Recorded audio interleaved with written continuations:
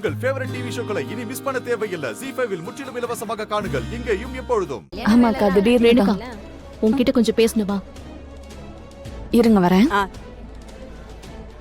சொல்லுங்க. எதுவா இருந்தாலும் சீக்கிரம் சொல்லுங்க, எனக்கு நிறைய வேலை இருக்கு. இங்க வச்சு அதை பேச முடியாது, ரொம்ப முக்கியமான விஷயம். ஒரு 5 மினிட்ஸ் போதும், தனியாவா பேசலாம். சரி போங்க.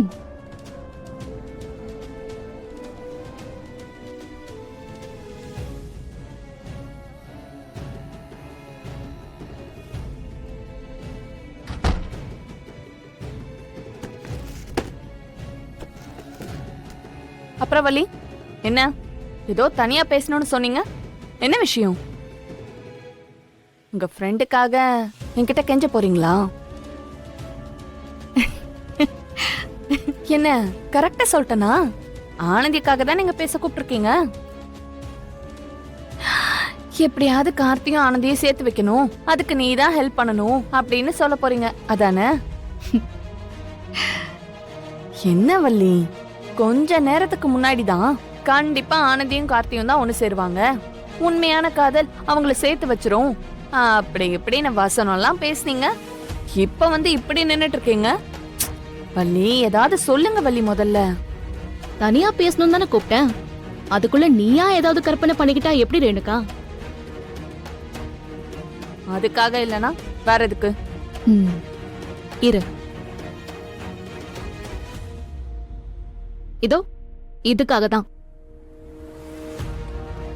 அந்த பொண்ணை கொன்னுட்டு அவ ஆசைப்பட்டவனே கல்யாணம் பண்ணிருப்பா. அதுக்கும் நான் ட்ரை பண்ணேன் தாத்தா.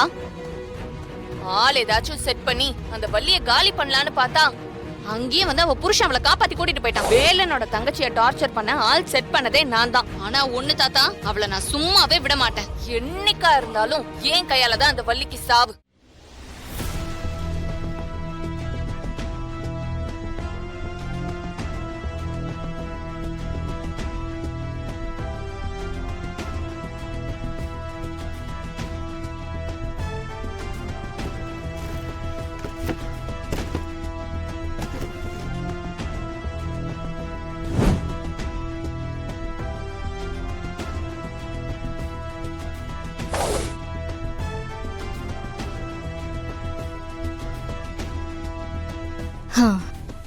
என்ன பண்ணலாம் ரேணுகா?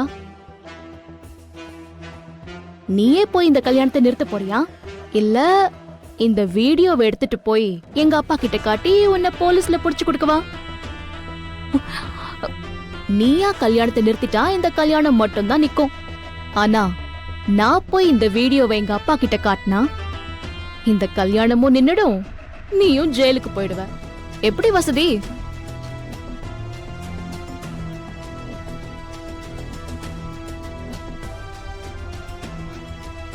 ரேணுகா, பதில் சொல்லுமா.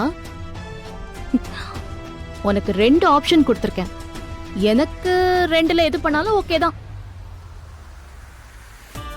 உனக்கு எப்படி வசதின்னு கொஞ்சம் யோசிச்சு சொல்லு. ZEE5 ஆப்பை டவுன்லோட் செய்து அனைத்து எபிசோடுகளையும் இலவசமாக பாருங்க.